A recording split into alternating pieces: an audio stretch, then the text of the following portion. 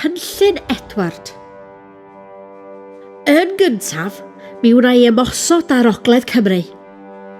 Dwi angen castell newydd, felly mi wna i adeiladu castell yma, yr Rhuddlan. Mi gai meistr James o Sansiwr i adeiladu'r castell i mi. Mi fydd gan y castell dyrau siap cylch, a to plwm ar bob un. Mi fydd o'n gastell gwych. Fydd y Cymru isio cipio castell Rhuddlan?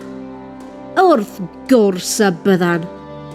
Ond bydd y Cymru yn medru cipio castell Rhuddlan? Na fyddan. Mi wna i'n siŵr mai hwn fydd y castell gorau yng Nghymru. Mi fydd pawb yn medru gweld y castell o bell, ac mi fydd pawb yn gwybod mai fi ydy'r brenin yma. Mi ai rwan i ysgrifennu llythyr at Meistr James.